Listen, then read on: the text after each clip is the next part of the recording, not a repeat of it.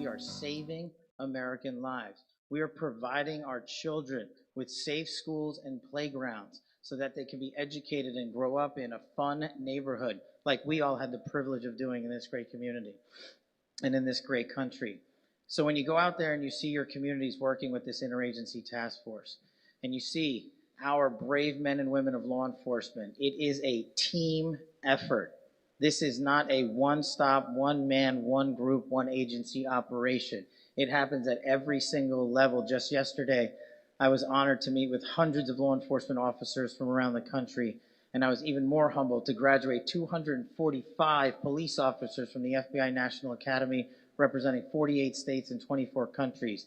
That is how you put the mission first. You bring these brave warriors who have already dedicated their lives to safeguard our communities. You bring them together to do it again and again and again. And the thing that inspires me most is that they have a relentless desire to make sure that they wake up and end the day in a community that is safer to you all. And I just wanted to talk to you here for a few minutes about that great work. Just last night, 7 narco-trafficking thugs from Colombia were extradited and returned to American soil to face American justice. Just the other week, 29 Mexican narco-traffickers from Mexico were repatriated here to America to face American justice. Just in that group alone, you are talking about over 5,000 kilograms of narcotics that would have poured into our country. And you'll see the type of damage that just a little bit of fentanyl can do to our children.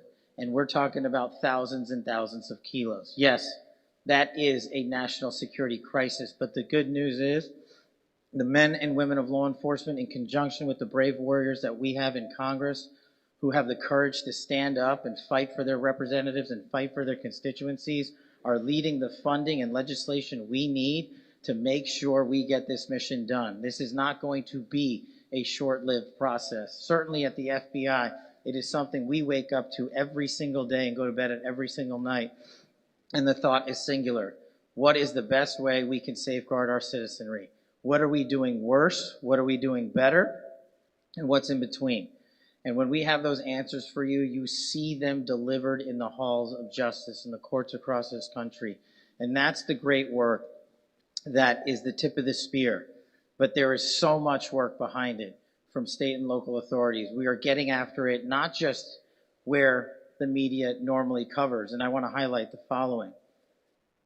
The violent crime that plagues our country is also plaguing those on tribal lands. And we are not going to treat them any differently. They all live in the same America that we live in. And they face the same crises that we face. So we will work with our state and local partners on all matters that are affecting tribal lands and Indian reservations to make sure their children are no longer trafficked, to make sure their women are no longer raped and go missing. This mission must be 24/7, 365 from the Atlantic Ocean to the Pacific Ocean. But beyond that, we must go extraterritorially, like I've just told you about. We must go down to the furthest reaches of the planet to make sure that we bring you the justice that you have voted for in this new administration. And we will, and this is my promise to you as the director of the FBI for as long as I'm in this seat, we will never, ever stop fighting violent crime. That is the priority of the FBI along with national security. And we will put every resource and every manning that we have on that mission.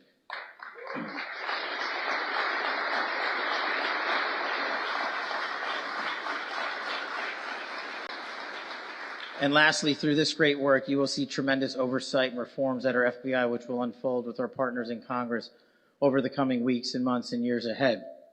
But I want you to pay attention also to what's going on in the halls of Congress, because they are providing us with the resources we need to combat the fentanyl crisis. And this administration is providing us with the tools we need by designating the cartel as foreign terrorist organizations, because that's exactly how they should be treated, because that's exactly who they are. And in that pursuit,